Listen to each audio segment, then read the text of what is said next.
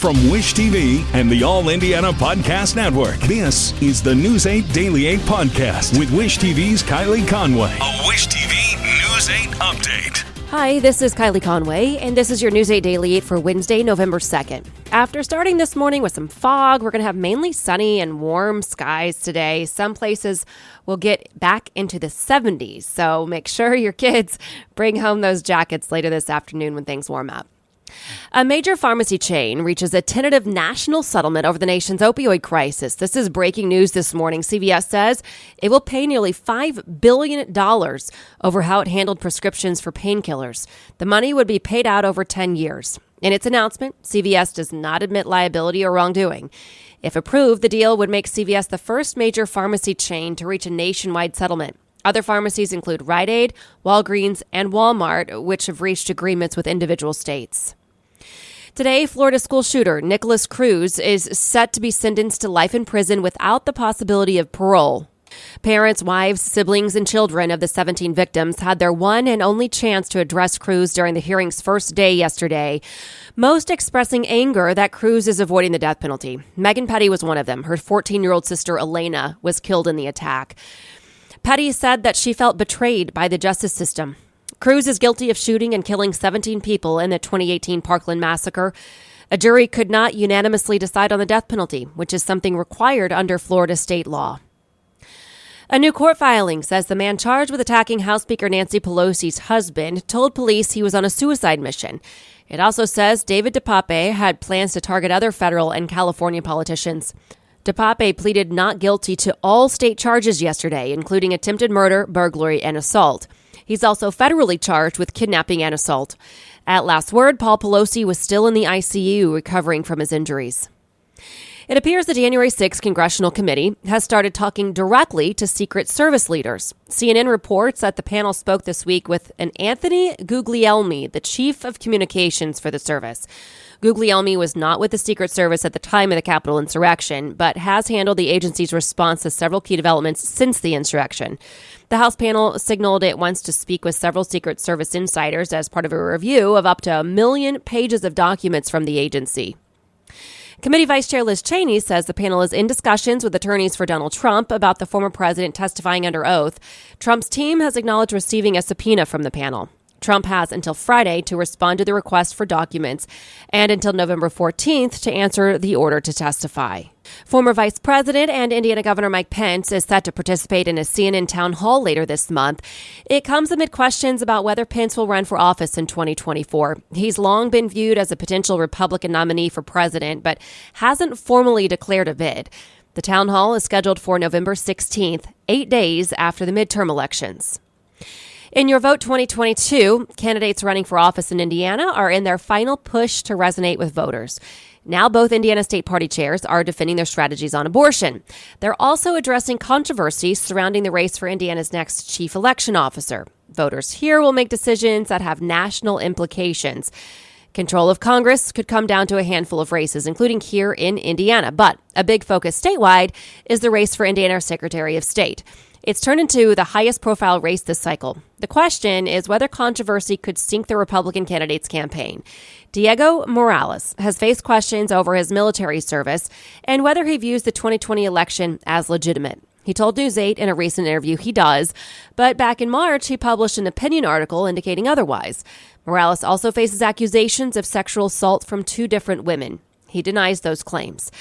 Democrats are also hoping for voters angry over the Supreme Court ruling on abortion to take their revenge at the ballot box. Indiana Democrats recently unveiled their Contract with Women, which puts abortion rights front and center. But Indiana Republicans argue that voters are more worried about the economy, inflation, and crime. Polls indicate while abortion is a concern for many people, the economy and inflation consistently top the list. Early voting does continue until noon on Monday. Election Day is Tuesday. To the Colts, major shakeups headline trade day. The team said goodbye to its offensive coordinator and key running back ahead of this weekend's matchup in New England. The team traded Nyheim Hines yesterday to the Buffalo Bills. In return, the Colts get running back Zach Moss and a conditional 6th-round draft pick next year. Hines has spent his entire 5-year career with the Horseshoe, recording almost 3,000 yards and 19 touchdowns. The Colts' official depth chart now lists Deion Jackson as the team's number 2 running back. Hines shared his thoughts on Twitter last night, writing, "Thank you, Colts Nation, my teammates, and the entire organization for the last 5 years. You all really took me in and will always be a part of my journey. I'm truly grateful." We have more reaction from Hines' former teammates on our website, wishtv.com. And the team did also fire offensive coordinator Marcus Brady. Brady took over the position before last season after Nick Sirianni left to become the Eagles' head coach. Head coach Frank Reich addressed the move in a statement 5 years after bringing Brady in on his original staff in 2018. Reich says, "This was an incredibly hard decision, but one I felt needed to be made in the best interest of the team. I appreciate Marcus's commitment to the organization, and he made a significant contribution to our offensive success over the last 5 seasons. I wish him the best moving forward." According to our Colts insider Zach Kiefer, Reich will now take over offensive coordinator duties for the remainder of the season. And today, the drawing for a Powerball jackpot of at least $1.2 billion. No one matched all 6 numbers in Monday night's drawing. A ticket sold in Indiana was one of 10 to match enough numbers to win $1 million. Tonight's jackpot is the 2nd largest Powerball prize ever and the 4th largest of any lottery in America. If a winner takes the cash option, they'll take just less than $600 million. All right, to business headlines now. Heading into the holiday season, the Simon Property Group CEO called in high inflation and interest rates concerning, though he expressed confidence in physical retail. Many mall owners are adapting or redeveloping their properties to adjust to consumers' changing habits.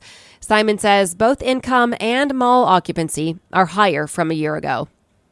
The savings account rate is now higher than millions of mortgages. It's an odd disconnect that's resulted from the Federal Reserve's aggressive tightening this year. There were 4 million mortgaged homes with a current rate of 2.5% or lower as of the end of September.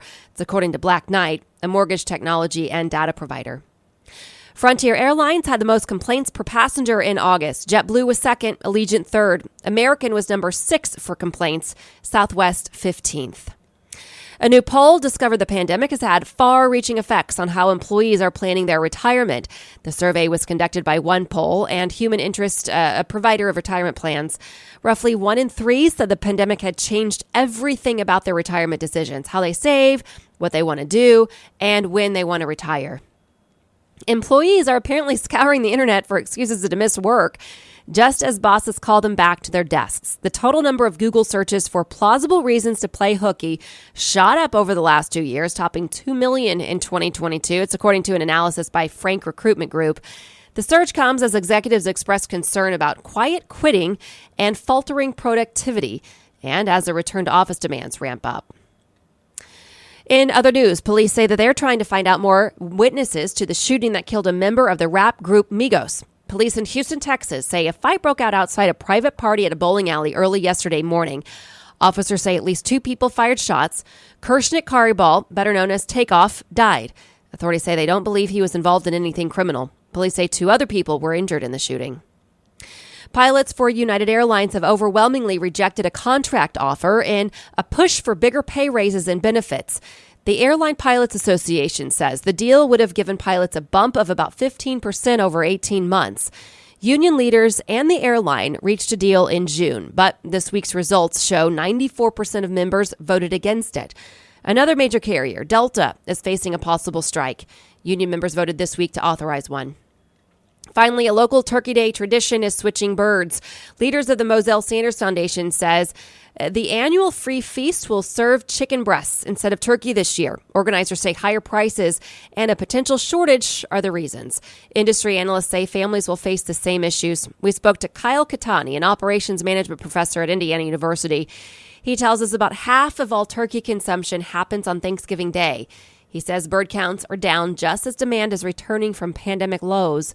Katani says the pandemic made it difficult to know how many turkeys to raise and that such decisions happen a year in advance.